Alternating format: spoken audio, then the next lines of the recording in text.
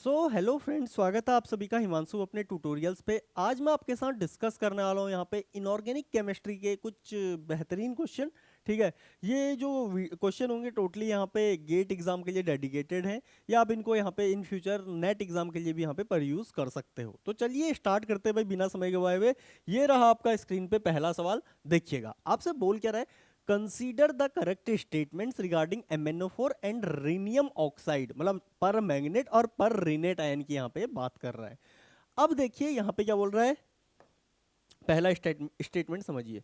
MnO4 minus यानी कि permanganate is a strong oxidising agent than पर रीनेट ion. अब मैं आपको कमाल की बात बताऊं ना, यहाँ पे मैग्नीशियम के ना मैग्नीशियम बोल रहा हूँ, मैग्नीज क्या है +7 ऑक्सीडेशन स्टेट में है, और रीनियम भी आपका क्या है +7 ऑक्सीडेशन स्टेट में है।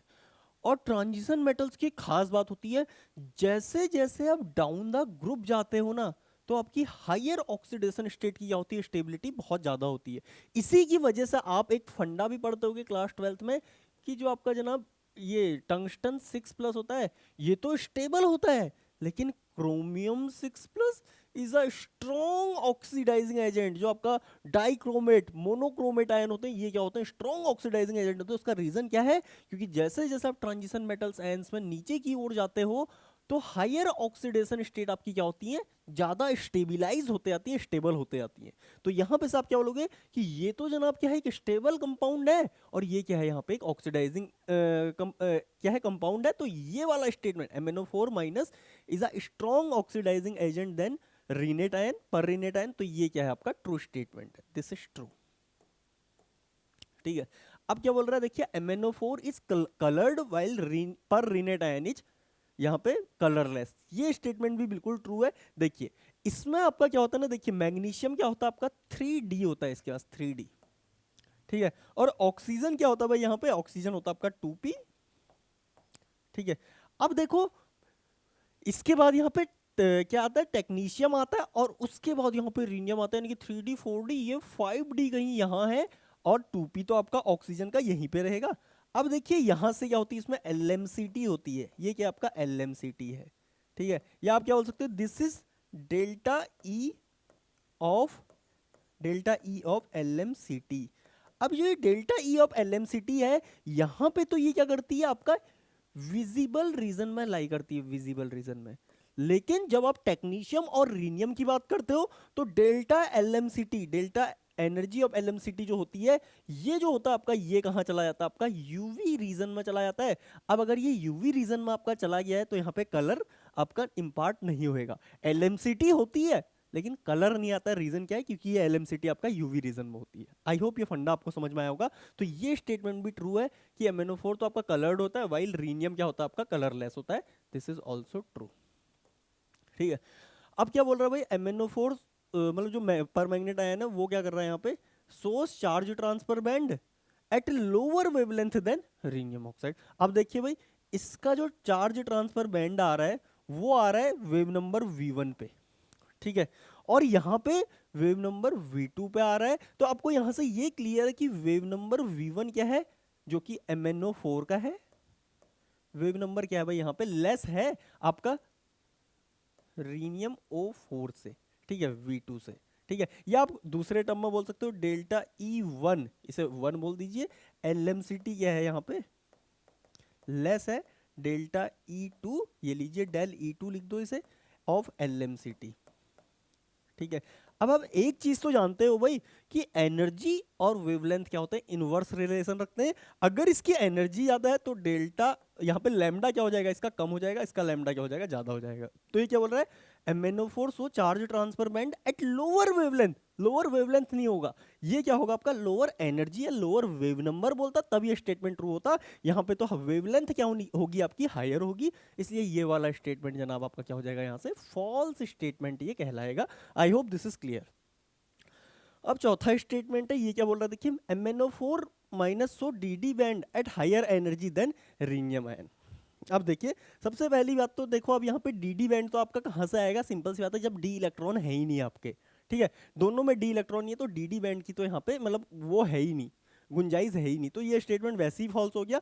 लेकिन अगर आप इसे थोड़ा सा अलग तरीके से भी अगर आप देखते ना, अगर D इलेक्ट्रॉन होते भी, तो आपको एक चीज पता होगी कि देखो भाई कोई भी मेटल है आपका, अगर 3D का मेटल है और प्लस एन ऑक्सीडेशन स्टेट में 3D, और एक मेटल है आपका, देखिए इसको मैं एम डैश बोलता हूँ, ये भी आपका सेम ऑक्सीडेशन स्टेट में है, ये है आपका 5D का। और आपने एक चीज पढ़ी होगी 5D वाले जो है, जब आप डाउन द ग्रुप जाते हो ना, वहां पे जेड इफेक्टिव क्या होता है, बढ़ता है। जेड इफेक्टिव बढ़ने की वजह से डाउन द ग्रुप स्प्लिटिंग भी आपकी क्या होगी, बढ़ेगी। तो अगर डीडी ट्रांजिशन होएगी भी ना, डीडी ट्रांजिशन होएगी भी, तो इसकी क्या होगी, हायर एन, मतलब इसमें तो नहीं होगी, अगर कोई और 5D वाला आ जाएगा जिसमें डी इलेक्ट्रॉन होंगे, तो उसमें डीडी ट्रांजिशन हायर एनर्जी पे आपको देखने को मिलेंगे 5D के केस में एज कंपेयर टू 3D। तो ये स्टेटमेंट आपका अगेन क्या है, फॉल्स स्टेटमेंट। ठीक है, तो इसका राइट आंसर क्या हो जाएगा, 1 और 2, ये लीजिए option B is the right answer. Very simple, very clear, I think आपको समझ में आया होगा। Now I am moving to next question. देखिए बोल रहा है arrange the following complexes in increasing order of their लबाइलिटी।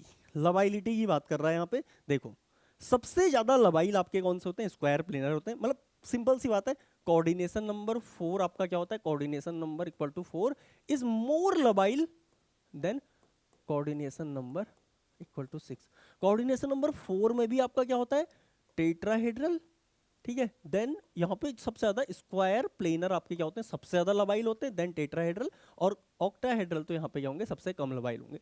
लेकिन यहाँ पे सारे के सारे दुविधा की बात की, आपको ऑक्टाहेड्रल दिए।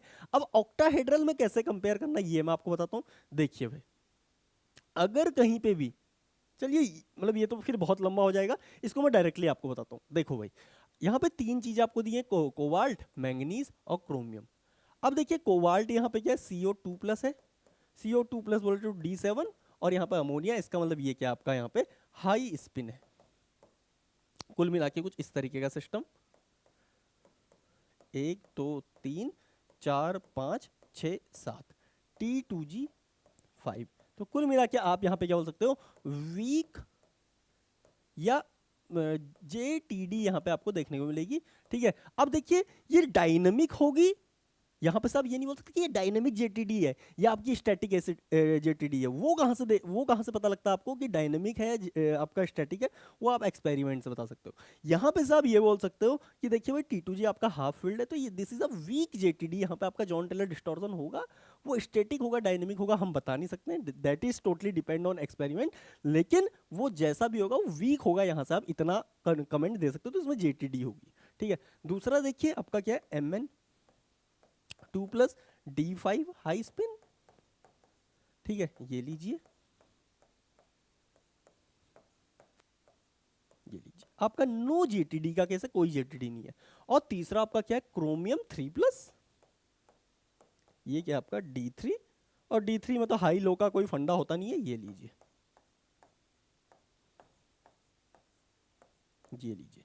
अब ध्यान से देखिए, जब ये हाइब्रिडाइजेशन करने जाएगा ना, तो इसमें आपके इनर ऑर्बिटल ये दोनों डी यूज होंगे, इसका हाइब्रिडाइजेशन क्या होगा, डी D2sp3, D2sp3। और इन दोनों में हाइब्रिडाइजेशन आपका क्या होगा, ये दोनों आउटर ऑर्बिटल होंगे, क्योंकि इनर ऑर्बिटल ऑलरेडी फिल्ड है, तो आप क्या बोलोगे, these two are outer orbital, और ये क्या होगा आपका sp3d2। अब एक चीज तो आपने पढ़ी होगी, अगर इनर ऑर्बिटल आपकी कोई स्पीसीज होती है और उसमें कोई भी वैकेंट ऑर्बिटल अगर प्रेजेंट ना हो, तो वो क्या होती है, हाईली इनर्ट होती है। और अगर इनर्ट है तो लवाइलनेस में वो क्या हो जाएगी, सबसे पीछे हो जाएगी। तो ये आपका क्या होगा, लीस्ट लवाइल होगा क्रोमियम का, क्रोमियम लीस्ट लवाइल, क्रोमियम लीस्ट लवाइल, ये गलत, ये गलत। ठीक है, अब इन दोनों में देखिए एक चीज आपने और पढ़ी होगी कि जैसे जैसे जॉन टेलर डिस्टॉर्शन आपका गेम में आता है या इंक्रीज होता है ना, तो काइनेटिक लबाइलिटी आपकी बढ़ते आती है। हालांकि थर्मोडायनेमिक स्टेबिलिटी बढ़ती है, लेकिन काइनेटिक लबाइलिटी आपकी बढ़ती है। इसीलिए मैंने आपको बताया था कि कोऑर्डिनेशन नंबर 4 में आपका स्ट्रॉन्ग क्या होता है, यहाँ पे JTD तो होता ही, मतलब ये आपका strong extreme case of Z out है ना, यानी कि एक्सट्रीम केस ऑफ क्या है यहाँ पे, जेड आउट JTD। इसलिए ये क्या होता है आपका हाईली थर्मोडायनेमिकली स्टेबल होता है, लेकिन काइनेटिकली क्या है, सबसे ज्यादा लबाइल है। ठीक है, तो यहां से एक कंक्लूजन और लिख लीजिए, जिसमें JTD होगी वो क्या होगा, रिलेटिवली मोर लबाइल होगा। इसलिए यहाँ पे आपका देखिए, जिसमें वीक JTD हो रही है वो क्या होगा, नो JTD वाले से यहाँ पे क्या होगा, देखिए सारी चीजें सेम है, आउटर ऑर्बिटल, आउटर ऑर्बिटल, उसके अलावा यहाँ पे इलेक्ट्रॉन फील्ड है, इलेक्ट्रॉन फील्ड है। अब कौन सा फैक्टर देखोगे आप, JTD। इसमें वीक JTD है, इसलिए इसमें क्या आ जाएगी, लबाइलिटी आ जाएगी, इसलिए आपका कोबाल्ट वाला कॉम्प्लेक्स ज्यादा होगा, मैंगनीज वाला कम होगा। Option B is the right answer. I hope this is clear. Okay, moving to next question. ये रहा आपका अगला सवाल। देखो जी, इस क्वेश्चन में यहाँ पे ये स्पिनल्स की बात कर रहा है। अब देखो भाई, ये बात कर रहा है कुछ इस तरीके के स्पाइनल की, A2 प्लस B2, ये 3 प्लस में होगा O4, यानी कि कुल मिला के AB2O4, इस तरीके के स्पाइनल्स की यहाँ पे बात चल रही है। अब देखो यहाँ पे दो तरीके के स्पाइनल होते हैं, एक होता है नॉर्मल, एक होता है इनवर्स। नॉर्मल में क्या होता है देखिए, सबसे पहले बात करते हैं A2 प्लस की, ठीक है, ये किस में होता है, टेट्राहेड्रल होल में होता है। और B3 प्लस कहाँ पे होता है आपका, ये होता है ऑक्टाहेड्रल होल में, ठीक है। अब नंबर ऑफ ऑक्टाहेड्रल होल समझिए, अगर आपका ये क्या क्रिएट कर रहा है, जो ऑक्सीजन है ये एफसीसी क्रिएट करता है, और एफसीसी में आपके नंबर ऑफ टेट्राहेड्रल होल्स कितने होते हैं और ऑक्टाहेड्रल होल्स कितने होते हैं। ऑक्टाहेड्रल होल होंगे आपके यहाँ पे 4 और टेट्राहेड्रल होल इसके जस्ट डबल 8, ठीक है। अब नॉर्मल में क्या होगा, ए क्या कर रहा है आपका 1/8 टेट्राहेड्रल होल को यहाँ पे कवर कर ले रहा है, 1/8 टीडी होल को यहाँ पे कवर कर रहा है, ठीक है। ये लीजिए, क्योंकि एक एटम है और यहाँ पे 8 टेट्राहेड्रल होल में से किसी एक को कवर करेगा। और बी क्या करेगा, देखिए नंबर में 2 है और होल कितने हैं टोटल, 4 हैं, ये लीजिए 2/4, यानी कि ये हो गया आपका 1 मतलब half fraction of octahedral hole यहाँ पे क्या हो जाएंगे आपके, ऑक्यूपाई हो जाएंगे नॉर्मल में। अब इनवर्स की बात करते हैं। इनवर्स में पहले तो देखिए A2 प्लस आपका कहाँ आता है, ऑक्टाहेड्रल में, ठीक है। B3 प्लस आपका एक ऑक्टाहेड्रल में रहेगा, और B3 प्लस एक आपका जो बच गया वो कहाँ चला जाएगा, टेट्रा में चला जाएगा। तो यहाँ से आप क्या बोलोगे कि ये क्या कर रहा है 1/4, देखिए टोटल ऑक्टा कितने 4 है, उसमें से एक एटम यहाँ पे ये आ जाएगा 1/4, तो OH इसमें चलेगी, 1/4 OH में आपका B चला गया, और 1/8 OH में आपका T चला गया। ये OH नहीं यार, ये तो TH है, टेट्राहेड्रल।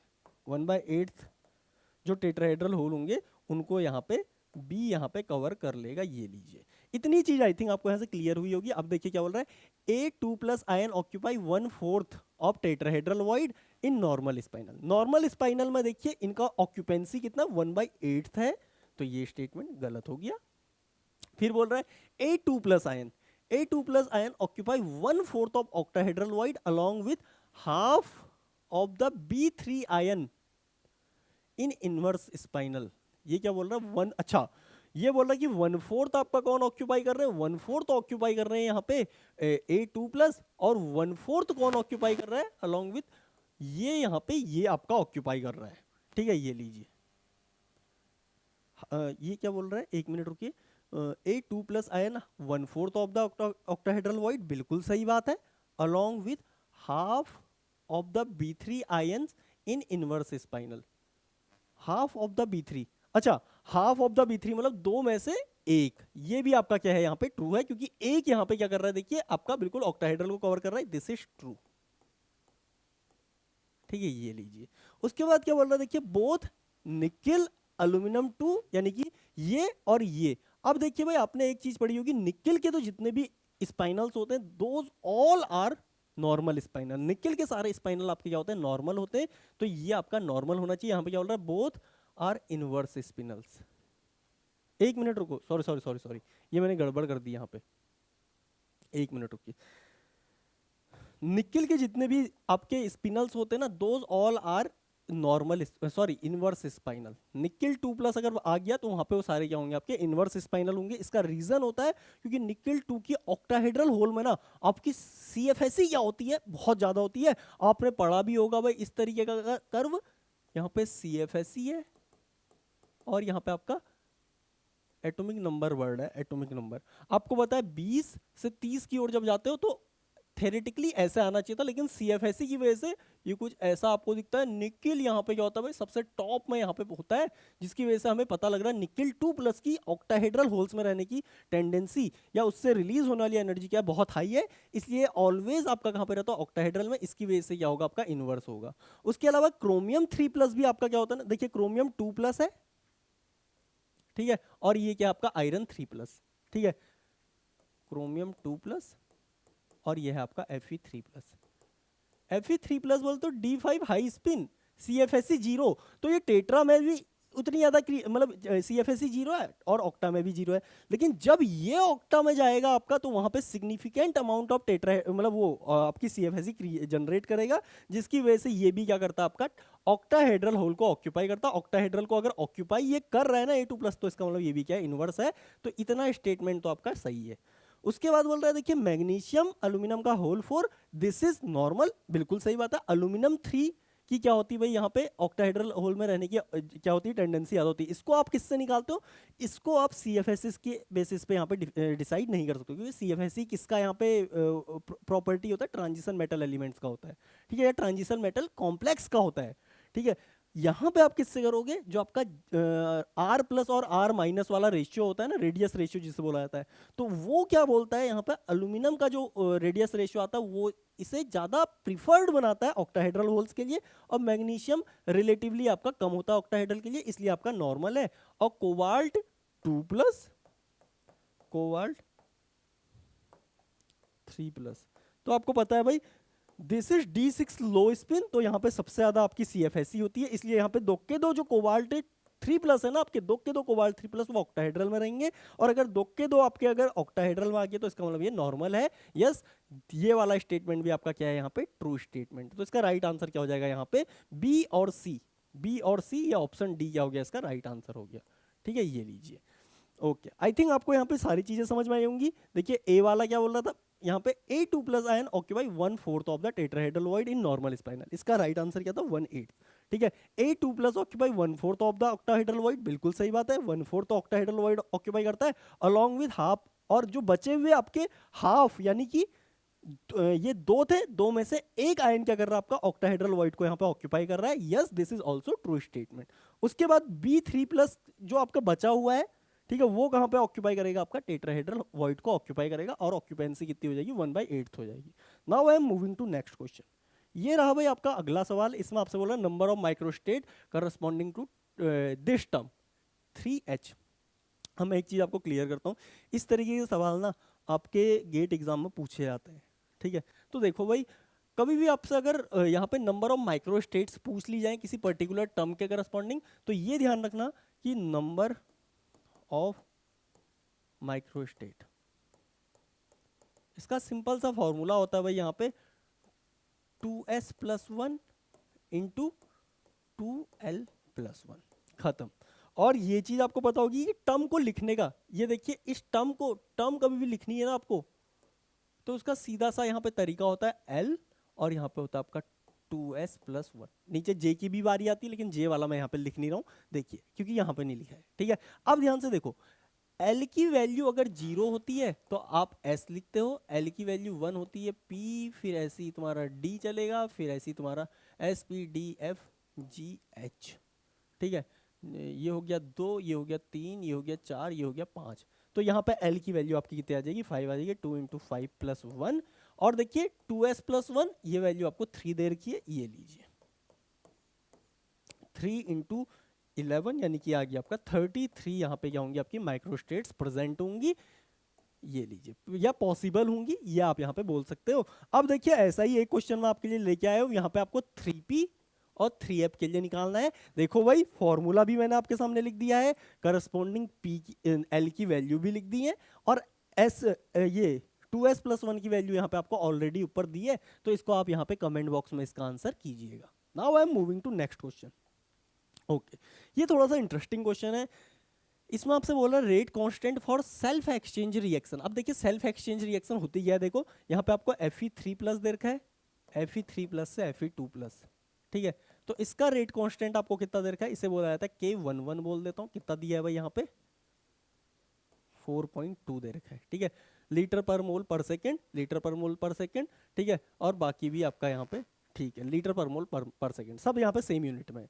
अब देखिए रुथेनियम का कितना दे रखा है आपको, रुथेनियम 2+, रुथेनियम 3+ का आपको कितना दे रखा है, K22 लिख देता हूँ इसे मैं, इक्वल टू ये आपका 4.2 है, और यहाँ पे है 4.0 × 10⁻3, ठीक है। इसका रेट कांस्टेंट आपको इतना दिया है। अब आपसे बोल रहा है if equilibrium constant for overall reaction, overall cross reaction, cross reaction का मतलब क्या है, यहाँ पे आपने एक क्या लिया Fe3+ लिया, एक आपने यहाँ पे रुथोनियम टू प्लस लिया, रिएक्शन होगी तो यहाँ पे ये क्या हो जाएगा आपका Fe2+ हो जाएगा और ये क्या हो जाएगा रुथोनियम 3+ हो जाएगा। इस क्रॉस रिएक्शन के लिए इसको हम बोलेंगे K12। इसका रेट कांस्टेंट, अच्छा रेट कांस्टेंट नहीं दे रखा आपको यहाँ पे आपको दे रखा है इक्विलिब्रियम कांस्टेंट। इक्विलिब्रियम कांस्टेंट को आप रिप्रेजेंट करते हो कैपिटल के से, ये लीजिए 1 2। इसका इक्विलिब्रियम कांस्टेंट आपको दे रखा है 2.1 into 10⁻11 and the value of rate constant for cross reaction. अच्छा क्रॉस रिएक्शन यानी कि इस रिएक्शन की आपको यहाँ पे रेट कांस्टेंट की वैल्यू भी दी है 5.48 इंटू 10⁻7। ठीक है, आपसे बोल रहा है भाई यहाँ पे value of statistical and static factor, the value of statistical and static factor. कुल मिला के ट्रांसमिट जो आपका ट्रांसमिशन कोफिशिएंट होता है ना उसकी वैल्यू पूछ रहा है। आपने एक फंडा मतलब एक इक्वेशन पढ़ी होगी मार्कस हस इक्वेशन, वो क्या बोलता है भाई यहाँ पे rate constant K12 equal to क्या होता है under root of static factor. ठीक है, ये स्टेरिक फैक्टर बोल दो या फिर इसी को ट्रांसमिटेंस कोफिशिएंट भी बोला जाता है कई जगह। फिर यहाँ पे आपका K11 K12 into equilibrium constant K12। ठीक है, ये लीजिए आपको निकालना है एफ, बाकी सब कुछ यहाँ पे दे रखा है, जैसे कि ये दे रखा आपको 5.48 इंटू 10⁻7, ये लीजिए गुणा, इसको मैं स्क्वायर कर देता हूँ जिससे कि मैं यहाँ से अंडर रूट हटा देता हूँ। f इंटू K11 आपको दे रखा है 4.2 इंटू यहाँ पे K22 आपको दे रखा है 4.0 इंटू 10⁻3 और K12 आपको दे रखा है यहाँ पे 2.1 इंटू 10⁻11। ठीक है, अब देखो भाई ये हो जाएगा आपका 7 दूनी 14। इसको मैं लिख देता हूँ पूरा बढ़िया तरीके से। उससे पहले ये जो गिवन चीज है इसको थोड़ा सा छोटा करेंगे और यहाँ पे साइड पे लगा देते हैं। ओके जी, अब ध्यान से देखो यहाँ पे आपका ये कितना हो जाएगा 5.48 का square into 10⁻14 equal to f into 4.2 into 4.0 into 2.1। ठीक है, गुणा 10⁻14 हो गया, इससे ये आपका कैंसिल हो गया। f की वैल्यू यहाँ से सिंपल सी निकल के आ गई 5.48 का स्क्वायर डिवाइड बाई 4.2 इंटू ये 4.0 है 4.0 इंटू 2.1। ठीक है, अब एक बार मैं इसको आपको कैलकुलेट करके दिखा भी देता हूँ। 1 सेकेंड गाइस, देखिए क्या है 5.48 इंटू 5.48, यस, ये आ गया आपका 30 के अराउंड। फिर डिवाइड आप इसे कर लोगे 4.2 से, यस, फिर आप इसे फर्दर डिवाइड करोगे 4 से, यस, फिर आप इसे फर्दर डिवाइड कर लोगे 2.1 से, यस, तो आ जाएगा 0.85 के आसपास। ठीक है, तो ये आपका कितना आ जाएगा भाई यहाँ पे 0.85 के आसपास आ जाएगा, ये लीजिए। तो देखो भाई यहाँ पे ये रहा इसका राइट आंसर 0.85। आई होप आपको ये फंडा समझ में आया होगा। बस मार्कस इक्वेशन आपको पता होनी चाहिए थी, बाकी तो सब कुछ यहाँ पे गिवन था। थोड़ा बस आपको ये चीज यहाँ पे समझनी थी कि किस किस रिएक्शन की एक्चुअल में बात कर रहा है। Now I am moving to next question.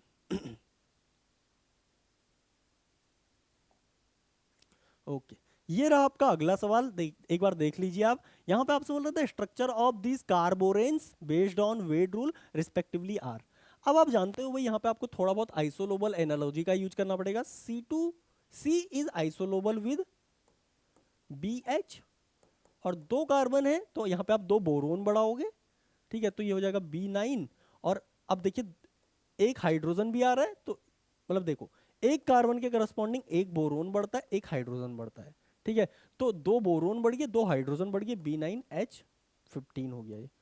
अब यहाँ पे से ये आपका प्रॉपर बोरेन, ये दोनों क्या होंगे आपस में आइसोलोबल होंगे। उसके अलावा यहाँ पे भी आप क्या बोलोगे कि ये वाला जो कार्बोरेन है this is isolobal with B5H11।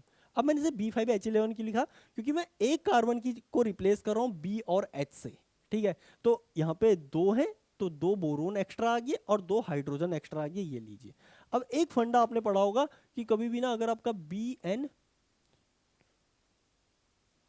एक मिनट रुकिए, BX एच एक्स, और यहाँ पे आपका क्या है, इस तरीके से बी एक्स एच एक्स है, और इसके ऊपर यहाँ पे एन प्लस आ रहा है, ठीक है, एन प्लस। अगर सपोज करो एन की वैल्यू आपकी क्या हो जाए, 0 हो जाए, एन की वैल्यू आपकी +2 हो जाए, एन की वैल्यू आपकी यहाँ पे +4 हो जाए, एन की वैल्यू यहाँ पे +6 हो जाए, एन की वैल्यू यहाँ पे +8 हो जाए, इस तरीके से एन की वैल्यू यहाँ पे -2 हो जाए, ठीक है। तो इन पर्टिकुलर केसेस में आपको ये ध्यान रखना है, this will be closo, this is nido, this is arachno, this is klado, ठीक है। इसे बोला जाता है हाइपरक्लोजो, एंड इसे बोला जाता है सुपर हाइपरक्लोजो,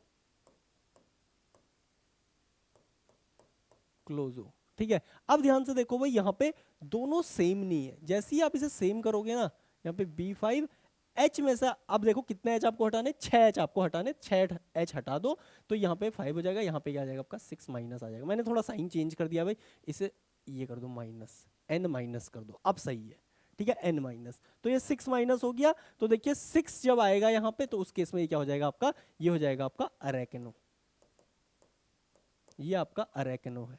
यहाँ पे भी अगर आप देखोगे B9H, ये देखो 6 हटाने पड़ेंगे, यस 6 हटाओगे तभी यहाँ पे 9 हो पाएगा, 9, ये आपका 6 माइनस आ गया, तो ये भी क्या हो गया, यहाँ पे आपका अरेक्नो हो गया, ये लीजिए। I hope this is clear to all of you, ठीक है। तो ये टेबल आपको ध्यान रखनी है, फॉर्मूला आपको ध्यान रखना है। बी और देखो कभी भी दिया हो ना, तो आपको बोरोन और हाइड्रोजन इक्वल करने by removing the extra hydrogen, जितना हाइड्रोजन हटा रहे हो उतने का आपको यहाँ पे ऊपर निगेटिव चार्ज चिपका देना है, और उसको कंपेयर कर लेना है इस टेबल से, आपका काम बन जाएगा। मूविंग टू नेक्स्ट क्वेश्चन, ये रहा आपका अगला सवाल, ये आपका यहाँ पे मास डिफेक्ट का क्वेश्चन है। अब ध्यान से देखो भाई, कभी भी आपके सामने इस तरीके की इक्वेशन लिख देना, तो आपको क्या करना है, यहाँ पे देखो, आपको यहाँ पे इस रिएक्शन के दौरान यहाँ पे एनर्जी कितनी रिलीज हुई है आपको ये बता देना है, ठीक है। अब देखिए आप कैसे निकालोगे, आपको यहाँ पे इधर की ओर का मास और इधर की ओर का मास, एनर्जी एनर्जी रिलीज को आप कैसे बताते हो, energy release equal to delta M, जिसे हम मास डिफेक्ट बोलते हैं, इंटू सी स्क्वायर, ठीक है। अब मैं इसको अगर आपको बहुत लेमन टर्म्स में बता दूं ना, क्योंकि कहानियां यहाँ पे एटॉमिक मास यूनिट में चलती हैं, ठीक है। अगर ये एटॉमिक मास यूनिट से आपकी कैलकुलेशन जनरली लंबी हो जाती है, तो मैं आपको सिंपल सा बताता हूँ, energy released in mega electron volt, ये आप सीधे निकालते हो, डेल्टा एम निकालिए इन एएमयू, इंटू इसे इंटू कर दो 931.5 मेगा इलेक्ट्रॉन वोल्ट से, ये आपकी वैल्यू आ जाएगी। इसी को अगर आपको एनर्जी को जूल्स में निकालना है, तो वहां पे भी सीधे एएमयू में निकालो, इंटू कर दो इसे 1.9, सॉरी क्या था यार, 1.9 के आसपास आता है ऐसे, ठीक है, 1.94 कुछ ऐसे होता है, इंटू 10⁻⁻10 जूल्स होता है, ठीक है। थोड़ा सा इसको देख लीजिएगा, ये मेरे को प्रॉपरली, हाँ यही होता है, 1.942 होता है, 942, यस, ये नंबर है आपके सामने, इसको आप इंटू 10⁻⁻10 कर लीजिए, ये जूल्स में आया था आपका। इतना अगर आपको पता है तो कहानी यहाँ पे बहुत आसान होने वाली है। अब देखो कैसे होने वाली है, हमें बस यहाँ पे क्या कैलकुलेट करना, मास डिफेक्ट यहाँ पे कैलकुलेट कर लेना है, मैं आपको करके दिखाता हूँ। देखिए भाई, राइट साइड में आपका क्या है, क्रिप्टन, मास कितना है इसका क्रिप्टन का, देखिए ये दे रखा है 91.9262669, ठीक है। फिर बेरियम है, बेरियम का मास कितना दे रखा है 141.916361, ठीक है। और दो न्यूट्रॉन है, लेकिन एक ध्यान से देखिए, एक न्यूट्रॉन इधर भी है, तो ये न्यूट्रॉन यहाँ पे क्या, एक न्यूट्रॉन को कैंसिल कर देगा, बस एक ही न्यूट्रॉन हम यहाँ का गेम में लेंगे, जो कि ये लिया है 1.00865, ठीक है, यही है ना, 0.08665, 2 2 4 2 6, यस, 2 2 4 2 6, 2 2 4 2 6, 2 2 4 2 6, यस सही है, ये यहाँ पे आपका आ गया। अब देखो राइट साइड का आपका मास आ जाएगा यहाँ से 10 15 हासिल 1, 6 3 18 19 हासिल 1, यहाँ पे से हो जाएगा 3 3 6 12 हासिल 1, यहाँ पे आ गया 12 8 20 21 हासिल 2, 2 2 4 और 1 5, ठीक है, ये हो गया 9 9 18 हासिल 1, 3 और 1 4, 9 4 13, और ये हो गया आपका 234.85, 1294। ये आ गया आपका प्रोडक्ट साइड का यहाँ पे मास, ठीक है, इसे आप AMU कर लो। रिएक्टेंट साइड का आपका मास कितना है, देखिए एक यहाँ पे यूरेनियम और एक न्यूट्रॉन है, बट इसको हमने ऑलरेडी इधर के एक न्यूट्रॉन से कैंसिल कर दिया है, तो सिर्फ यूरोनियम, ये यूरेनियम का मास देखिए कितना है, 235.0439 ठीक है। अब ध्यान से देखो भाई, आपको क्या करना है, प्रोडक्ट मास ऑफ मतलब प्रोडक्ट साइड का minus mass of reactant side का, ये आपका क्या आ जाएगा यहाँ पे लॉस, मतलब जो आपका मास ना, ये मास आपका क्या होगा, जो एनर्जी में कन्वर्ट हुआ है यहाँ पे वो मास आ जाएगा। और जनरली क्या होता है भाई, देखिए जहाँ पे एनर्जी रिलीज होती है ना, वहाँ पे मास क्या आता है आपका, निगेटिव में आता है, ठीक है। प्रोडक्ट माइनस रिएक्टेंट जो आएगा वो आपका क्या आएगा, निगेटिव आएगा, क्योंकि वो दर्शाता है वहाँ पे कुछ मास आपका एनर्जी में कन्वर्ट हो गया है, ठीक है। एनर्जी रिलीज को वो यहाँ पे एक्सप्लेन करता है। अब जब आप इसे सॉल्व करोगे, मैं आपको बता देता हूँ कितना आएगा। देखो जी, वैसे इसको हम ऐसे कर लेते तो ज़्यादा बढ़िया रहता या मैं ऐसे ही कर लेता हूँ, रुको, छोड़ो अभी गड़बड़ हो जाएगी। 235.0439299, ठीक है। यहाँ पे आपका क्या है, 234.851,295, 9 आ गया, 4 आ गया, 12 में से 9 गया, 3 आ गया, या 8 में से 2 गया, 6 आ गया, 3 में से 2 1 गया, 2 आ गया, 14 में से 5 गया, आपका कितना आ गया, ये 8 आ गया, 14 में से 5 गया आपका 9 आ गया, ये 9 है। और यहाँ पे ये आपका 1 हो जाएगा, क्योंकि ये लीजिए, ठीक है। इतना आपका ये AMU आ गया, लॉस इन मास माइनस का, क्योंकि आप प्रोडक्ट माइनस ये कर रहे हो तो ये माइनस का आ जाएगा, ये लीजिए। अब आप देखिए, ये आपने निकाल लिया, आपको यहाँ पे मेगा इलेक्ट्रॉन वोल्ट में निकालना है, तो इसे 931.5 से यहाँ पे इंटू कर दीजिए। ये मैं आपको करके दिखा देता हूँ, 0.1926349 इंटू, यहाँ पे आप इसे 931.5 से इंटू कीजिए, तो ये आ जाएगा आपका 179.43, 179.43 मेगा इलेक्ट्रॉन वोल्ट ये आपका आ जाएगा। तो यहाँ पे से देखिए, this 180 will be the right answer, ठीक है, क्योंकि ये इसका नियरेस्ट है। आई होप आपको समझ में आ गया होगा। यहाँ पे मैं बता देता हूँ, 0.1926349 माइनस का इंटू 931.5 इक्वल टू 179.439, ये आपका यहाँ पे मेगा इलेक्ट्रॉन वोल्ट में आ गया, ठीक है। ये लीजिए, ये इसका नियरेस्ट है, that's why B is the right answer. Now I am moving to next question. अब ये रहा भाई आपका अगला सवाल, ये थोड़ा सा बेहतरीन सवाल है, देखो, क्योंकि यहाँ पे आपका क्या है ना, देखिए आपका एक आयरन आयरन का बॉन्ड भी है इसमें। आप देखिए यहाँ पे इसका एक बार निकालो, कितना आ रहा है, 5 दूनी 10, 8 दूनी 16, और यहाँ पे 4 दूनी 8, कितना हो गया 26, और ये 34 हो गया। और एक मेटल मेटल बॉन्ड को अगर आप जोड़ लोगे उसका 2 इलेक्ट्रॉन काउंट, तो आपका ये 18 इलेक्ट्रॉन रूल को फॉलो कर लेगा।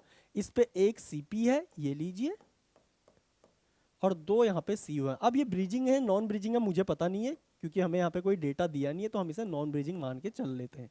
ये लो, जैसे ही आप यहाँ पे 2 सोडियम दोगे, तो ये 2 सोडियम क्या करेंगे, एक इलेक्ट्रॉन इसके साथ फेंकेंगे, ये यहाँ से ब्रेक होगा, एक इलेक्ट्रॉन जो दूसरा सोडियम है वो यहाँ से फेंकेगा, ये यहाँ से ब्रेक हो जाएगा, ठीक है। तो आपका यहाँ पे क्या बन गया, देखिए FeCO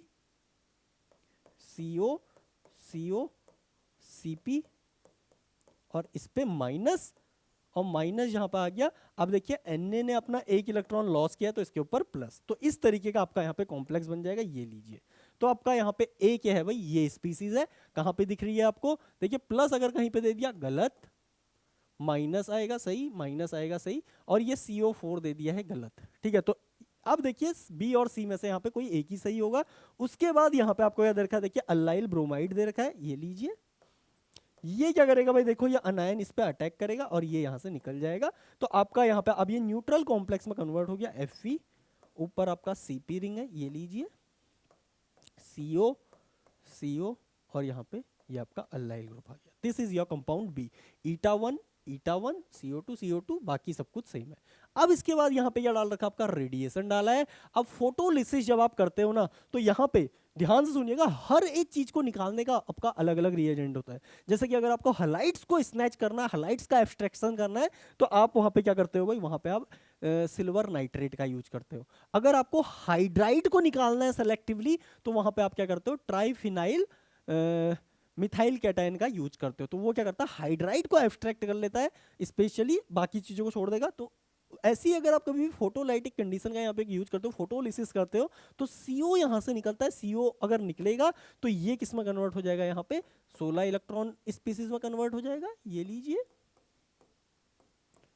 और टू गेन द स्टेबिलिटी, और इस पे यहाँ पे अभी भी क्या है देखो, एक वैकेंट साइड भी है, ठीक है। तो तुरंत यहाँ से क्या करेगा, खुद को यहाँ से ईटा 3 में यहाँ पे कन्वर्ट कर लेगा, ये लीजिए Fe, इस पे एक CO रह गया और यहाँ पे ये ईटा 3 में आ गया, ये लीजिए।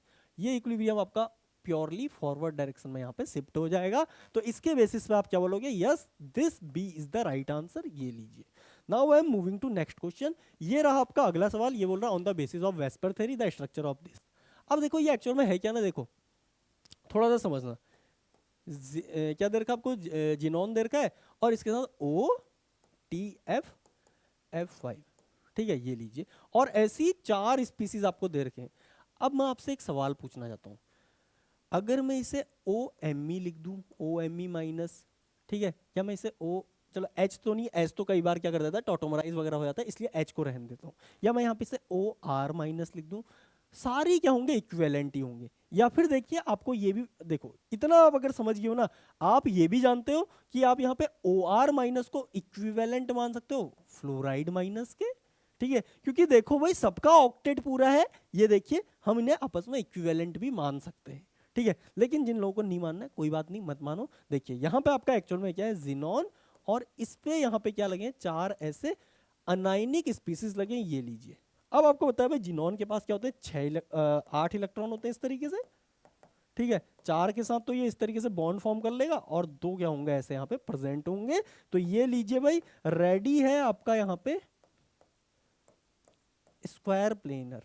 स्क्वायर प्लेनर आपका यहाँ पे शेप ये आपके लिए यहाँ पे प्रेजेंट है। आई थिंक आपको ये चीज समझ में आया होगा, इसका शेप क्या होगा, यहाँ पे स्क्वायर प्लेनर होगा। और यहाँ पे देखिए स्क्वायर प्लेनर ये लिखा है, ठीक है, स्क्वायर प्लेनर ये लिखा है, गलत, टेट्राहेड्रल हो नहीं सकता, टेट्राहेड्रल हो नहीं सकता।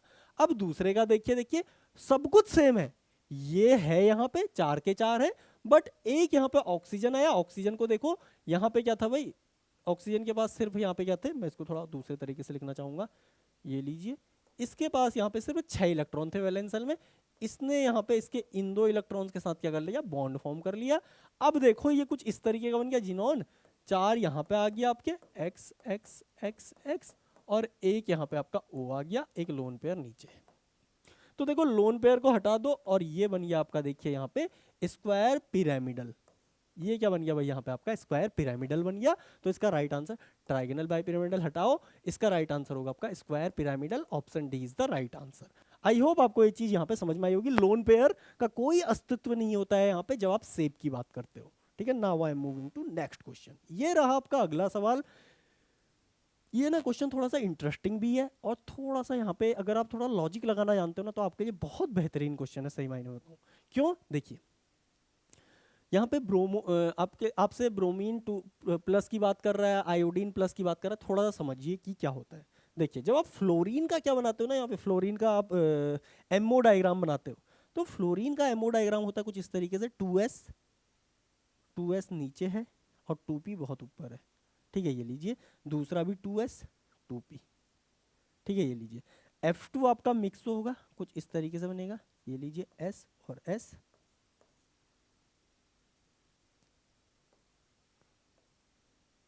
सिग्मा, फिर 2 पाई, फिर आपका पाई स्टार, फिर आपका यहाँ पे सिग्मा स्टार, ठीक है। और ये एक्चुअल में क्या होता है ना, ये लीजिए, ये आपका क्या है, फ्लोरीन का है। अब देखो फ्लोरीन का ऐसी सेम किसका होगा, देखो मैं इसको कॉपी कर देता हूँ, या पहले हम इसमें इलेक्ट्रॉन भर लेते हैं, 1 सेकेंड। यहाँ पे 2 इलेक्ट्रॉन है, इसमें आपके 5 इलेक्ट्रॉन है, ये लीजिए। यहाँ भी आपके 5 इलेक्ट्रॉन है, ये लीजिए। और यहाँ पे आपके 2 इलेक्ट्रॉन है, ये P है, ये आपका S है। ये लो, इसका तो कोई काम ही नहीं है, हटाओ। यहाँ पे देखो, आप यहाँ पे क्या कर सकते हो, 10 इलेक्ट्रॉन, 1 2 3 4 5 6 भरा मैंने गलत तरीके से। एक्चुअल में कभी भी इलेक्ट्रॉन भरो ना, अपनी आदत इस तरीके से डालो कि कभी गलत ना करो। 1 2 करेक्ट, 3 4 5 6 7 8 9 10। ठीक है, 10 के 10 इलेक्ट्रॉन भर लिए। अब देखो यहाँ पे मैं इसे कॉपी करता हूँ। क्यों कॉपी कर रहा हूँ इसका रीजन भी मैं आपको बताऊंगा। कॉपी, ठीक है, एक कॉपी मैं इसको और कर लेता हूँ, इधर रख देता हूँ। देखो कॉपी करने का एक रीजन है यहाँ पे, ध्यान से देखो भाई। जब आप ये इनमें ट्रांजिशन देखते हो ना हेलोजन्स में, तो इनमें क्या होती है, यहाँ से पाई स्टार से क्या होती है, इस पाई स्टार से सिग्मा स्टार में ट्रांजिशन होती है। और ऐसा नहीं है फ्लोरीन में नहीं होती है, सब में ट्रांजिशन होती है। क्लोरीन में भी ऐसी ट्रांजिशन होगी, आपका ब्रोमीन में भी ऐसी ट्रांजिशन होगी, और आयोडीन में भी आपकी ऐसी ट्रांजिशन होगी।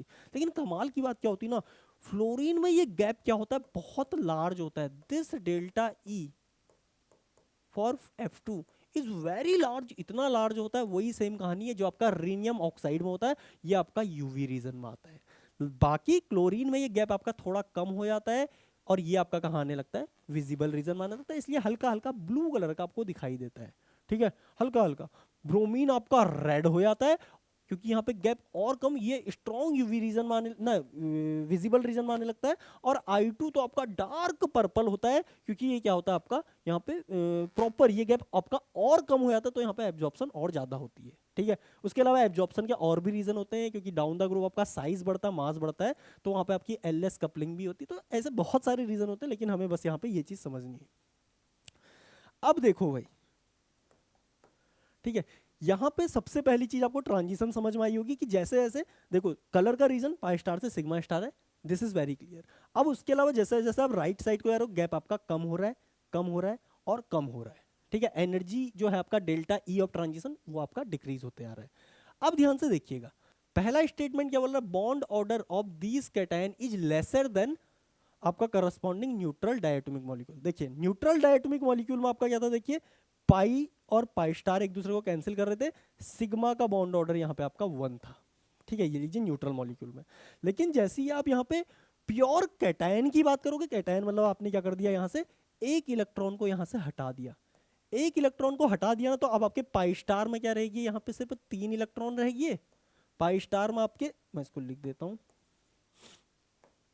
पाई स्टार में आपके क्या रहेगी कैटायंस में, कैटायंस में आपका क्या रहेगा, पाई स्टार में 3 इलेक्ट्रॉन रहेगी, और पाई में आपके क्या होगी, 4 इलेक्ट्रॉन होगी। तो यहां से आपका पाई का बॉन्ड ऑर्डर क्या हो जाएगा, हाफ हो जाएगा। और सिग्मा का तो हाफ रहेगा ही ना, सिग्मा का तो एक रहेगा ही रहेगा। तो इनमें बॉन्ड ऑर्डर कितना है आपका, बॉन्ड ऑर्डर है इसमें आपका 1.5। और जो आपके न्यूट्रल मॉलिक्यूल है, जो न्यूट्रल मॉलिक्यूल है, न्यूट्रल्स में बॉन्ड ऑर्डर कितना है आपका, 1 है।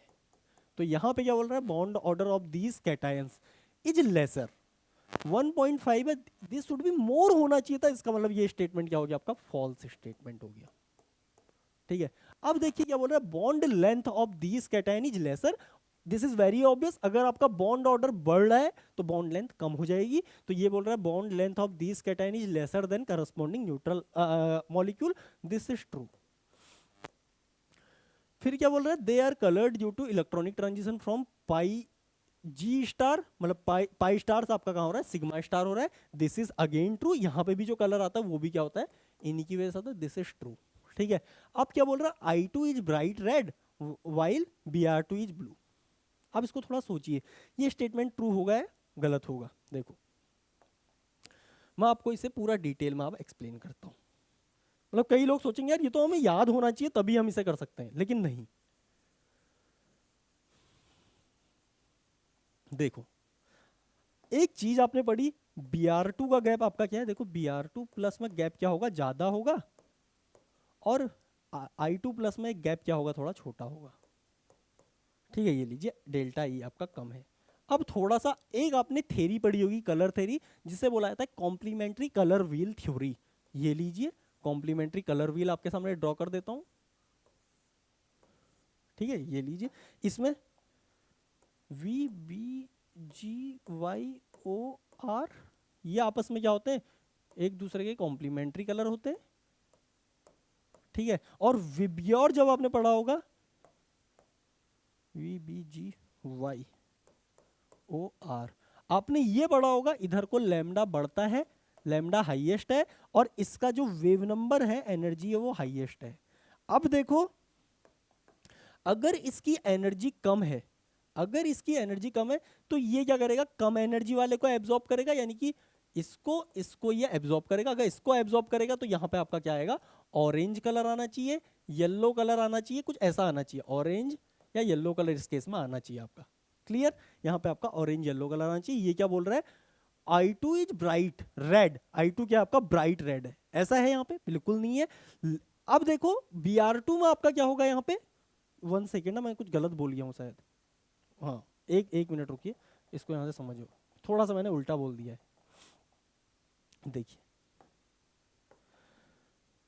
देखिए ये गैप आपका क्या है ना, कम है, यहाँ पे एनर्जी आपकी कम है। एनर्जी अगर आपकी कम है तो वेव नंबर, कम वेव नंबर वाली एनर्जी यहाँ पे एब्जॉर्ब होगी, यानी कि O और R वाली एनर्जी यहाँ पे एब्जॉर्ब होगी, ठीक है, जिनका वेव नंबर कम है। अगर O और R अगर आपका यहाँ पे एब्जॉर्ब हो रहा है ना, या तो आपका कलर क्या आएगा, यहाँ पे ब्लू आएगा, या फिर आपका कलर यहाँ पे क्या आएगा, वॉयलेट आएगा, ठीक है। तो ये आपको समझना है कि यहाँ पे ये वाले कलर जिनकी वेवलेंथ ज्यादा, जिनकी वेवलेंथ कम होगी वो आएंगे, क्यों, क्योंकि यहाँ पे एब्जॉर्ब कौन सा वाला होगा, जिनकी वेवलेंथ हाई होगी, और जिनकी वेवलेंथ हाई होती है उनका कॉम्प्लीमेंट्री कौन होता है, जिनकी वेवलेंथ कम है, ठीक है। तो यहाँ पे आपको ऑब्जर्व क्या होना चाहिए था, ये कलर ऑब्जर्व होने चाहिए थे इस केस में, ये दोनों, या आप ज्यादा से ज्यादा ग्रीन तक जा सकते थे, ठीक है। इधर आपका एनर्जी क्या है, देखिए ज्यादा है, ठीक है। एनर्जी अगर आपका ज्यादा है तो इस केस में ये कलर एब्जॉर्ब होंगे, आपको यहाँ पे एब्जॉर्ब ये होंगे, और ऑब्जर्व आपको क्या होने चाहिए थे, ये होने चाहिए थे। लेकिन जबकि ये क्या बोल रहा है, यहाँ पे उल्टा बोल रहा है, देखो ये क्या बोल रहा है, I2 का ब्राइट रेड कलर होगा। I2 का ब्राइट रेड नहीं हो सकता। अगर ब्राइट रेड यहाँ पे एक टाइम के लिए यहाँ पे ब्रोमीन का बोलता, देन हम बोलते yes this should be true, क्योंकि यहाँ पे हमें कुछ पता लग रहा है भाई, ये आपका क्या करेगा, ये आपका एब्जॉर्ब करेगा हाइयर एनर्जी वालों को, और इम्पार्ट कौन सा कलर करेगा, लोअर वेवलेंथ वाले, ठीक है, सॉरी लोअर एनर्जी वाले या हायर वेवलेंथ वाले। ये अब देखो ये क्या करेगा, आपका एब्जॉर्ब क्या करेगा, एब्जॉर्ब करेगा जिनका वेवलेंथ ज्यादा होगा, और एमिट क्या करेगा, या इम्पार्ट, कलर कौन सा इम्पार्ट करेगा, मैं यहाँ पे लिख देता हूँ,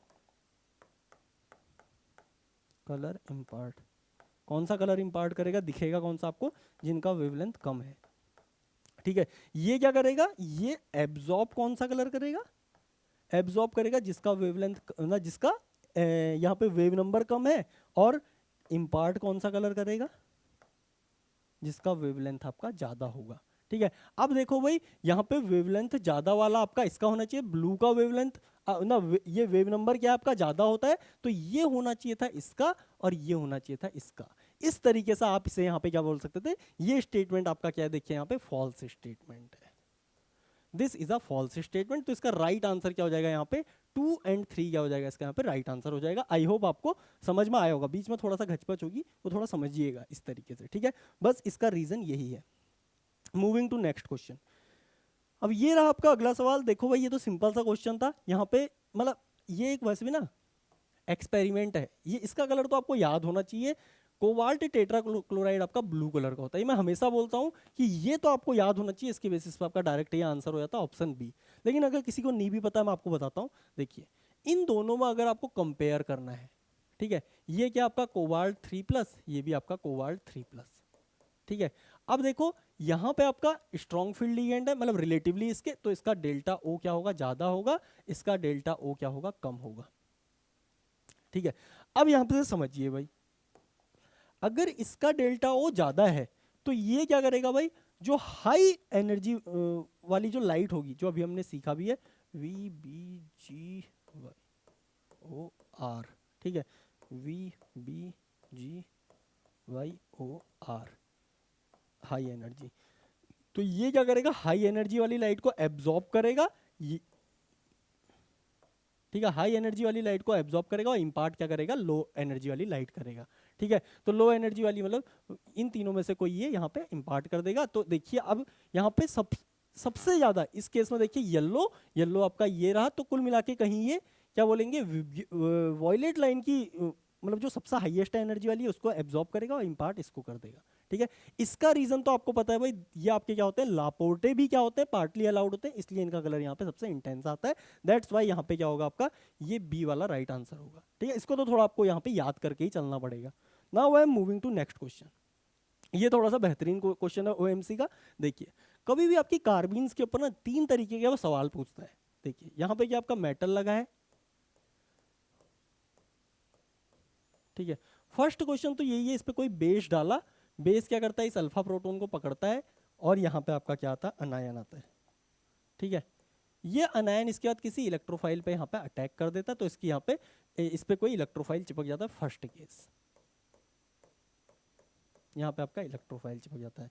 कई केसेस में क्या होता है, इस बीटा पोजीशन पे कोई लिविंग ग्रुप यहाँ पे प्रेजेंट होता है। अगर लिविंग ग्रुप है तो ये यहाँ से क्या कर देगा, एलिमिनेशन कर देगा, और यहाँ पे आपका क्या बन जाता है, एक यहाँ पे अल्कीन आपकी फॉर्म हो जाती है इस तरीके से।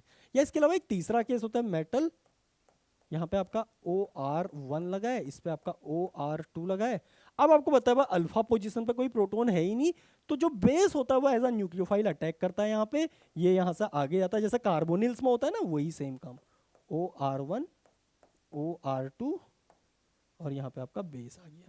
ठीक है, फिर इसके बाद जो अनायन इसके ऊपर आया वो वापस जाता है, इन दोनों में से जो भी अच्छा लिविंग ग्रुप होगा वो निकलेगा, और आप एक कार्बीन से, एक मेटला कार्बीन से यहाँ पे दूसरी मेटला कार्बीन प्रिपेयर कर लेते हो। ये एक तरीका है मेटला कार्बीन, एक मेटला कार्बीन से दूसरी मेटला कार्बीन प्रिपेयर करने का। ठीक है, अब देखिए इस केस में अगर आप देखोगे, आपका ये पहला वाला केस जो मैंने ब्लू से आपको समझाया था वो यहाँ पे फॉलो हो रहा है। देखो सबसे पहले क्या होगा, इसका प्रोटॉन यहाँ से निकालेगा ये, ठीक है, ये लीजिए, और प्रोटॉन निकालते ही, अब देखो आपसे पूछा क्या, ए तो पूछा भी नहीं है, ये यहाँ से इस पर अटैक करेगा, क्लोरीन यहाँ से निकल जाएगा, तो आपका कंपाउंड कुछ ऐसा यहाँ पे दिखेगा,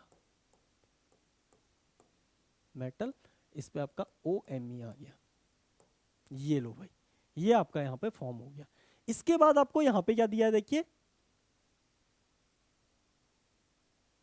यस OMe,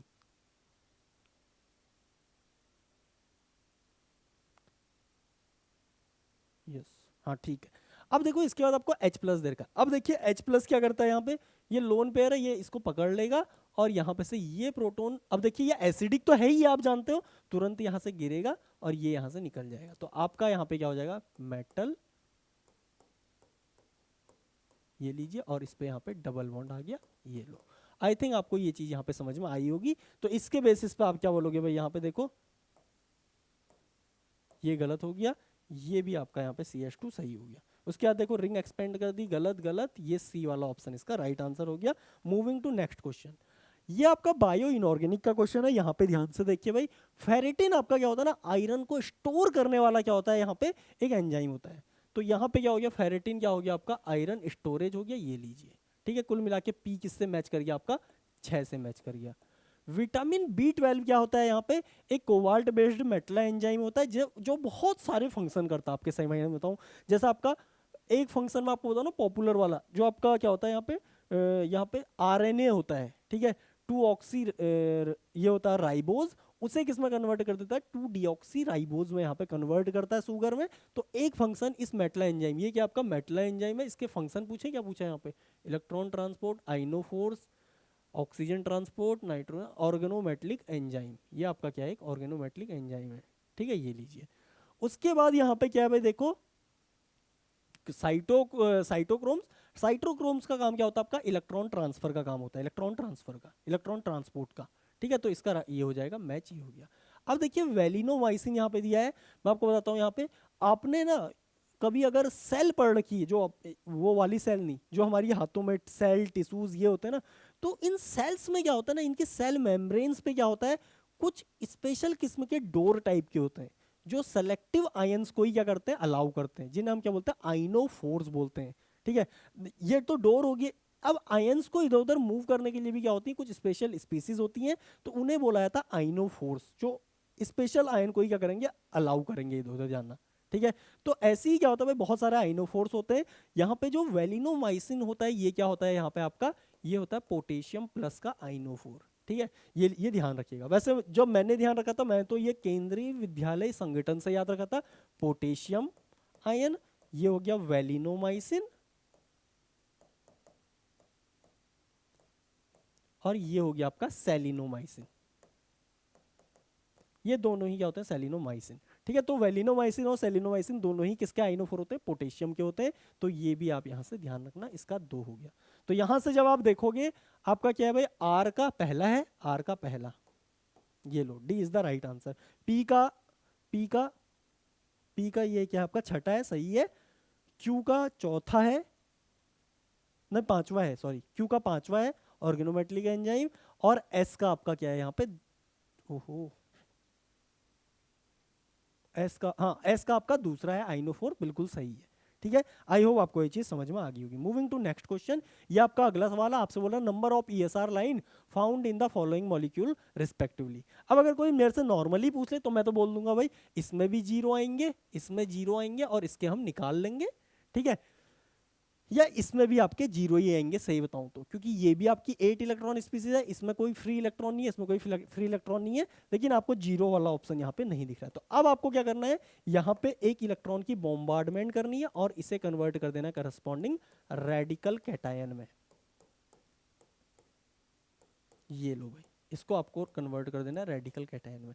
अब यहाँ पे जैसे ही आप इसे रेडिकल कैटायन में कन्वर्ट करोगे तो इस रेडिकल का क्या आएगा, सबसे पहले एक सिग्नल आ जाएगा, ये लीजिए। फिर ये एक सिग्नल क्या करेगा ना, इन दो हाइड्रोजन जो यहाँ पे सिमिलर है इनके साथ क्या करेगा, 2ni+1, या फिर आप क्या बोल सकते हो n+1 से यहाँ पे कपल कर जाएगा। दो है तो n+1 यानी कि 3। अब ध्यान से देखिए, यहाँ पे ये जो हाइड्रोजन है ये भी तो इसके बाद कपल करेंगे। ये चारों एक टाइप के हाइड्रोजन है, तो 4 n+1 5 हो गया। उसके अलावा ध्यान से देखिए, आपका ये जो हाइड्रोजन है, ये जो 5 है, ये जो 4 हाइड्रोजन है, ये भी आपका 5 का कंट्रीब्यूशन देंगे तो टोटल नंबर ऑफ लाइन कितनी हो जाएंगी, इतनी हो जाएंगी। कार्बन तो आपका क्या होता है यहाँ पे, बहुत डाइल्यूटेड होता है, इसलिए उसका यहाँ पे इतना कोई इंपैक्ट देखने को नहीं मिलेगा। 25 तियां 75 हो गया, ये लीजिए 75। सेम फंडा यहाँ पे, सबसे पहले रेडिकल अनायन में, रेडिकल कैटायन में कन्वर्ट करोगे। इस रेडिकल का आपका एक सिग्नल आया, ठीक है। फिर उसके बाद आप क्या बोलोगे, देखिए भाई, नाइट्रोजन नाइट्रोजन नाइट्रोजन नाइट्रोजन। अब नाइट्रोजन भी ना आपका दो तरीके का, नाइट्रोजन 14 और नाइट्रोजन 15। इसकी आई वैल्यू होती है 1, इसकी आई वैल्यू होती है हाफ। लेकिन मैं आपको एक चीज बताता हूँ, जो मोस्ट अबंडेंट होता है वो होता है नाइट्रोजन 15, ना सॉरी नाइट्रोजन 14। तो यहाँ पे आपको इसको लेके चलना पड़ेगा, यानी कि 2 × 4 × I है 1 + 1 इंटू, अब देखिए हाइड्रोजन भी है 4, 1 2 3 4, तो 4 यानी कि 5, n+1 से 5 हो गया। तो यहाँ पे 1 × 4 दूनी 8 और 1 9 × 5, ये हो गया आपका 45 लाइन्स। इसकी क्या आएंगी, यहाँ पे 45 लाइन्स आएंगी।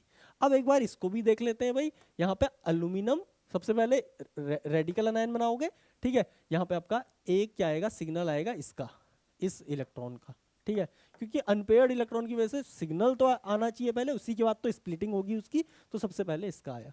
अब 5/2 से ये लीजिए 2n, एक ही है I +1, अरे यार क्या कर रहा हूँ, ये लीजिए। और हाइड्रोजन कितने, 3, यानी कि 4 का कंट्रीब्यूशन यहाँ से आ जाएगा। यानी ये क्या हो गया 5 और 6 × 4 यानी कि 24 इसकी लाइन आ जाएंगी। तो इसके बेसिस पे 75 45 24 option C is the right answer.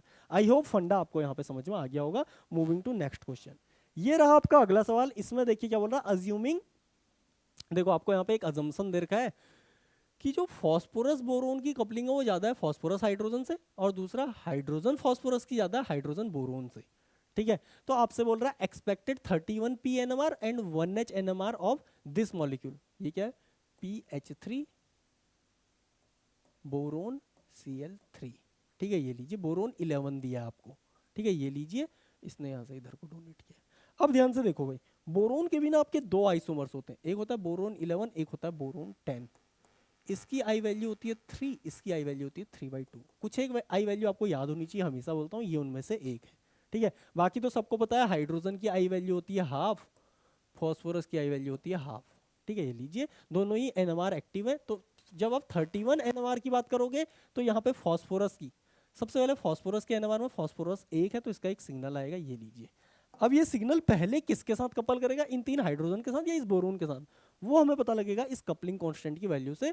Boron के साथ कपलिंग ज्यादा है, हाइड्रोजन के साथ कम है, तो जिसके साथ ज्यादा कपलिंग होती है पहले उसके साथ कपल करता है। अब देखिए एक ही है, लेकिन आई वैल्यू 3/2 है, यानी कि 2 × n 1 हो गया 3/2 + 1, यानी कि 4 लाइन में यहाँ पे स्प्लिट कर देगा। अब ध्यान से देखिएगा, यहाँ पे पास्कल ट्रायंगल आपका फॉलो नहीं होता है, यहाँ पे चारों लाइंस आपकी क्या आएंगी 1:1:1:1 की आएंगी। ये लो 1 1 1 एंड 1, इस तरीके से आपका यहाँ पे ये आ जाएगा। ठीक है, इसके बाद अब ये 3 हाइड्रोजन भी तो कपल करेंगे, तो हर हाइड्रोजन क्या कर देगा, इस सिग्नल को यहाँ पे वापस 4 में यहाँ पे कन्वर्ट कर देगा। लेकिन मतलब देखिए ना, 3 हाइड्रोजन है तो हर एक लाइन को 4 में यहाँ पे स्प्लिट कर देगा। लेकिन इस बार एक डिफरेंस है, हाइड्रोजन की आई वैल्यू होती है हाफ, और जिसकी भी आई वैल्यू हाफ है वो क्या करेगा, पास्कल ट्रायंगल को फॉलो करेगा। यानी कि यहाँ पे जो रेशियो आएगा 1:3:3:1, इसका भी 1:3:3:1, 1:3:3:1, 1:3:3:1। तो इसका मतलब क्या है ना, कि पहले जब आपके सिग्नल आए थे वो 4 के 4 ऐसे आए थे। ठीक है, और ये चारों आपके क्या हुए 1:3:3:1, 1:3:3:1, 1:3:3:1, 1:3:3:1। इस तरीके का तो आपका क्या आ गया, फास्फोरस 31 का यहाँ पे NMR पैटर्न आपको दिखेगा। अब दूसरा 1H का पूछ रहा है, 1H में इन तीनों का एक सिग्नल आ गया, ये लीजिए। अब पहले किसके साथ कपल करेगा, फास्फोरस की कपलिंग ज्यादा है तो फास्फोरस के साथ पहले, अब एक ही फास्फोरस है तो डबलेट आ जाएगा, ये लीजिए। और उसके बाद एक ही बोरोन है तो उसके बाद अब ये चारों लाइन क्या आएंगी, एक जैसी आएंगी, क्योंकि देखिए ये क्या करता है, पास्कल ट्रायंगल को फॉलो नहीं करता है। तो फर्स्ट स्प्लिटिंग में जो जितनी भी लाइन आएंगी, भले ही 8 लाइन आ रही हो किसी से, वो सब क्या आती है 1:3 भी लाइन आ रही है 1:1 में आएंगी, 1:1:1 में 4 आएंगी 1:1:1 में। ठीक है, पहली स्प्लिटिंग हमेशा क्या रहती है यहाँ पे 1:1 की रहती है, जो आपकी नॉन ये पास्कल ट्रायंगल वाले होते हैं। ठीक है, तो यहाँ पे आपका क्या आ जाएगा, 4 लाइन ये आ गई। तो देखिए पहले ये कुछ इस तरीके से 2 लाइन आई थी, और उसके बाद हर लाइन आपका 4 में यहाँ पे स्प्लिट हो गई, ये लीजिए। तो फाइनल स्पेक्ट्रा आपको ऐसा देखने को मिलेगा। अब ध्यान से देखो, अरे यार ये 2 बड़े कैसे कर दिए, ये बड़े नहीं हो सकते, ये बड़े नहीं हो सकते, चारों सेम साइज के होंगे, ये लीजिए। इनमें फिर ये बड़ा छोटा आपको दिखेगा, यही तो मैंने बोला, देखो चारों सेम साइज के, इनमें हर उसमें फिर आपको एक छोटा बड़ा दिखेगा। तो ये तो आपका पहले से ही यहाँ पे काम बन गया। अब दूसरे में देखो, ये सारे 2 आपको क्या दिखे यहाँ पे आपको क्वाड्रेट, डबलेट ऑफ क्वाड्रेट दिखा, तो वो सब सेम इंटेंसिटी के, ये लीजिए सब सेम इंटेंसिटी के। C is the right answer, this is very easy. Moving to next question. अब देखिए अगला सवाल है आपका, यहाँ पे बोल रहा है total number of ESR line and intensity pattern for the following for the given radical molecule. क्या दिया आपको, CF2H रेडिकल दिया है। लेकिन यहाँ पे एक चीज दे रखी है आपको, जो आपका ये हाइड्रोजन की स्प्लिटिंग है 50 मेगा टेस्ला की है, और फ्लोरीन की जो स्प्लिटिंग है ओए होए ये भी आपकी 50 मेगा टेस्ला की है। अब ध्यान से देखिए भाई, अगर दोनों की स्प्लिटिंग यहाँ पे सेम हो गई ना, कमाल की बात बता रहा हूँ, तो इसका मतलब आप इनको एक जैसा ही काउंट करोगे। यहाँ पे आप पहले फास्फोरस के साथ फिर हाइड्रोजन के साथ कपल नहीं करोगे, दोनों को एक जैसा मान लीजिए। मान लो यहाँ पे कोई एक एटम A लगा है, A3 है। ठीक है, तो टोटल नंबर ऑफ लाइन कितनी आ जाएंगी n+1, क्योंकि दोनों की आई वैल्यू सेम है, हाफ है, तो आई वैल्यू सेम है, तो यहाँ पे आप इसे A3 कंसीडर कर लिए। 3 की वजह से यहाँ पे n+1 रूल के हिसाब से 4 लाइंस आ जाएंगी। 4 लाइंस कट करो। अभी मैं आपको एक्सप्लेन करूंगा ऐसा क्यों होता है। फिर उसके बाद देखिए, अब देखिए सब हाफ वैल्यू वाले 1:3:3:1, तो ये B is the right answer. अब ऐसा हुआ क्यों, देखो सबसे पहला सिग्नल आया इसका आपका इस लाइन की वजह से। ठीक है, ये लो, इसके बाद आपका क्या हुआ, यहाँ पे ये कपल होगा, सपोज करो फ्लोरीन से कपल हुआ, ये लो 2 है, ये लीजिए। ठीक है, ये आपका सपोज करो इनिशियली 6 था, 6 में से ये 2 हो गया, ये 2 हो गया, 2 2 4, अरे यार इसे 8 मान लो, ये हो गया आपका 4। ठीक है, ये लीजिए, क्योंकि हमें ये स्प्लिटिंग कैसे करनी है, पहली वाली फ्लोरीन का आई वैल्यू हाफ है, तो पास्कल ट्रायंगल के हिसाब से 1:2:1 में हो गया। ठीक है, अब देखिए इसके बाद एक हाइड्रोजन भी आएगा, लेकिन ध्यान से देखिए ये वैल्यू आपको दे रखी है 50, ये वैल्यू आपको दे रखी है 50। ठीक है, ये लीजिए। अब इसके बाद क्या होगा, हाइड्रोजन जब आएगा ना, तो वो फर्दर इसे क्या करेगा, यहाँ पे 50 में स्प्लिट करेगा, ये लीजिए, दिस डिस्टेंस इज 50। अब देखिए ये जस्ट यहाँ पे आएगा, तो आपको ये चीज तो समझ में आ रही कि ये यहाँ से 25 है और ये आपका 25 है। अब हाइड्रोजन इसको भी स्प्लिट करेगा यहाँ पे, तो ये मर्ज हो जाएगा इसके ऊपर, ठीक है, ये मर्ज हो गया, ठीक है, ये लीजिए। और ऐसी क्यों, क्योंकि ये डिस्टेंस आपका क्या होगा 50 होगा, क्योंकि हाइड्रोजन का भी 50 है, इसका भी 50 है, और ऐसी यहाँ पे भी ये इसके ऊपर मर्ज कर जाएगा, ये लीजिए, और ये भी इधर आ जाएगा, तो ये लो 50, ठीक है, ये लीजिए। आई होप ये चीज आपको यहाँ पे समझ में आई होगी। अब देखो इसका इंटेंसिटी पैटर्न आपका पहले 2 था, तो एक ये हो गया, एक ये हो गया, ये 4 था तो 2 2, ठीक है, 1 2। अब टोटल ये 3 हो गया, ये आपका 3 हो गया, ये आपका 1 हो गया, ये आपका 1 हो गया, अरे 1 करो यार इसे, ठीक है, एक इधर एक इधर, 1:3:3:1। सिंपल ट्रिक से जाना है यह है, अगर आपको डिटेल्ड तरीके से समझना है, मर्जिंग समझनी है, तो देखिए इनिशियली फ्लोरीन के साथ आपका 50 का था, ये लीजिए 50 का हमने यहाँ पे डिफरेंस बना दिया। अब ध्यान से देखिए ये फिर से 50 का आएगा, तो आपको पता है भाई ये अगर 50 है तो इसका हाफ यहाँ पे 25 होगा, इधर का 25, इधर का 25, ठीक है, सेम वही चीज, इधर का 25, इधर का 25, तो ये वाली पीक जो है ना, ये वाली, ये इसके साथ क्या कर जाएगी, मर्ज कर जाएगी, और वैसे यहाँ पे ये मर्जिंग हो जाएगी। तो यहाँ पे क्या है, 4 पीक मर्ज होके 2 में कन्वर्ट हो जाएंगी, इसलिए आपकी 6 लाइन के बजाय यहाँ पे सिर्फ आपको 4 लाइन देखने को मिलेंगी with intensity ratio 1:3:3:1। Moving to next question, ये रहा आपका अगला सवाल, इसमें आपसे बोल रहा है कंसिडर द स्टेटमेंट। अब देखो भाई, ये बोल रहा है ground state term for T2G Eg2। अब देखो ये क्या आपका T2G, ये लो, और Eg में आपके 2 इलेक्ट्रॉन है, ये लीजिए। तो इसमें सबसे पहले आपको ये समझना है भाई, ये है आपका 1 इलेक्ट्रॉन, 2 इलेक्ट्रॉन, 3 इलेक्ट्रॉन, तो 3 इलेक्ट्रॉन सिस्टम तो हम पढ़ नहीं पाते, तो इससे बढ़िया हम ये समझे भाई यहाँ से आपके 2 होल कोई नीचे आ जाए, ठीक है, जब ट्रांजिशन हो, तो ये आपका क्या है, यहाँ पे 2 होल सिस्टम है, ठीक है। अब ध्यान से देखिए, जब आप 2 इलेक्ट्रॉन पढ़ते हो तो वहां पे आपका जो टर्म होता है वो आपको कुछ ऐसे दिखता है, T1G, T2G और A2G, और यहाँ पे आपका क्या आता है T1G P, ठीक है। अब 2 होल में क्या होगा, ये वाला टर्म आपका जस्ट पलट जाएगा, 2 होल में आपका क्या होता है, A2G सबसे नीचे आ गया, फिर यहाँ पे आपका T2G हो गया, फिर यहाँ पे आपका T1G हो गया, ये आपका F का होता है तो F लिख लो, फिर आपका ये जो T1G P है ये यहाँ पे आ जाता है, ये लीजिए P। अब ये जो सिस्टम है आपका 2 होल सिस्टम है, तो इसमें ग्राउंड स्टेट टर्म आपका क्या है, A2G आया, ये लीजिए भाई, ऑक्टाहेड्रल फील्ड की बात कर रहे हैं हम यहाँ पे, टेट्राहेड्रल होगा फिर से पलट जाएगा, टेट्राहेड्रल होगा तो फिर से पलट जाएगा, ऐसा ही हो जाएगा, ठीक है। तो ऑक्टाहेड्रल फील्ड में इसका ग्राउंड जो टर्म है वो यही है, ग्राउंड स्टेट टर्म, तो यस दिस इज ट्रू। अब दूसरा क्वेश्चन क्या बोल रहा है, unlike D transition F transition do not change much with nature of ligand. इस स्टेटमेंट का मतलब क्या है ना, कि देखिए भाई, जब हम यहाँ पे ट्रांजिशन मेटल्स की बात करते हैं तो वहाँ पे जैसे ही हम क्या करते हैं, अमोनिया लाते हैं तो हमारा हाई स्पिन कॉम्प्लेक्स बना, ठीक है, वाटर लाए हाई स्पिन कॉम्प्लेक्स बना, लेकिन साइनाइड लाए लो स्पिन बन गया।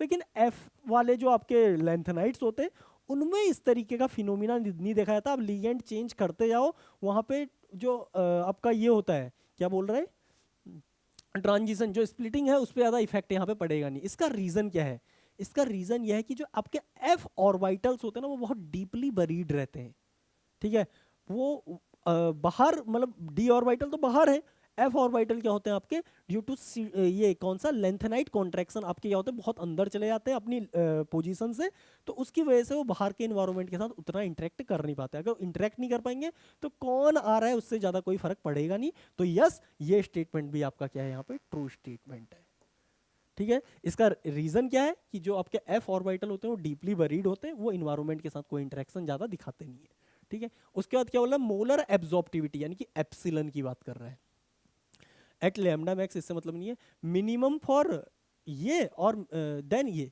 कुल मिला के क्या बोल रहा भाई, इसका जो एप्सिलन है Mn2+ का वो क्या है, लेस है epsilon of cobalt 2+ aqueous complex, aqueous complex. तो कुल मिला के ना यहाँ पे ये इंटेंसिटी ऑफ कलर की बात कर रहा है, क्योंकि जिसका एप्सिलन मोलर एब्जॉर्प्टिविटी जितनी ज्यादा होगी वो उतना इंटेंस कलर दिखाता है। अब ध्यान से देखो, Mn2+ है, Mn2+ बोले तो स्पिन फॉरबिडन, लापोर्टे फॉरबिडन, ठीक है। कोबाल्ट 2+ बोले तो लापोर्टे तो फॉरबिडन है क्योंकि ऑक्टाहेड्रल है, और उसके बाद स्पिन अलाउड, स्पिन अलाउड है, यस, तो इसका यहाँ पे क्या आएगा, एप्सिलॉन, ऑब्वियस सी बात है, ज्यादा आएगा। This statement is also true.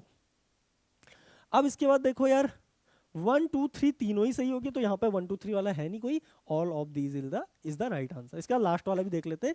यहाँ पे क्या दिया आपको, के एफ वी सी एन का होल 6, ठीक है। तो इसमें ध्यान से देखो, थोड़ी देर के लिए मैं इसे मान लेता हूँ के प्लस, इसे मैं मान लेता हूँ एफ ई 3+, ठीक है। तो यहाँ पे इसके ऊपर ओवरऑल चार्ज कितना आ जाएगा, 4 माइनस आया होगा। 4 माइनस का मतलब क्या हो गया, x -6 इक्वल +4 इक्वल टू, यानी कि ये हो गया आपका +2। तो यस, यहाँ पे से ये एक इलेक्ट्रॉन बाहर फेंकेगा तो ये आपका +2 में कन्वर्ट हो जाएगा, ये आपका +3 में कन्वर्ट हो जाएगा। तो इसी को बोला जाता है यहाँ पे इंट्रा मेटल चार्ज ट्रांसफर या इंटरवैलेंस चार्ज ट्रांसफर स्पेक्ट्रा, ठीक है। तो यस, ये आपका इंटरवैलेंस चार्ज ट्रांसफर स्पेक्ट्रा दिखाएगा। तो ये भी आपका क्या है, ट्रू स्टेटमेंट है। इसका मतलब क्या है, यहाँ पे all of these are correct statement, ठीक है। तो यहाँ पे आपके सारे के सारे क्वेश्चन समाप्त होते हैं भाई। अगर आपकी कोई क्वेरी रहती है, कहीं पे आपको ऐसा लगता है कि मैंने कोई चीज़, मतलब कहीं पे त्रुटि अगर कोई कर दिया, तो आप प्लीज़ यहाँ पे कमेंट बॉक्स में लिखिएगा। अगर वो त्रुटि होगी तो मैं उसे सुधारने की कोशिश करूँगा। नेक्स्ट लेक्चर में ऑब्वियसली मैं उसका करेक्शन लेके आऊँगा, और कमेंट बॉक्स में भी आपको उसके बारे में इंटीमेट कर दूंगा, ठीक है। वरना जितना है बेस्ट ऑफ माय नॉलेज, यहाँ पे मैंने जितनी भी चीज़ें कराई वो आई थिंक सारी सही है, ठीक है। मैंने अपना बेस्ट देने की कोशिश भी की है। अगर आपको कहीं पे कोई प्रॉब्लम होती है या कोई भी दिक्कत होती है, then you can ask in the comment box. I will see you in the next lecture. Till then, thank you, bye bye.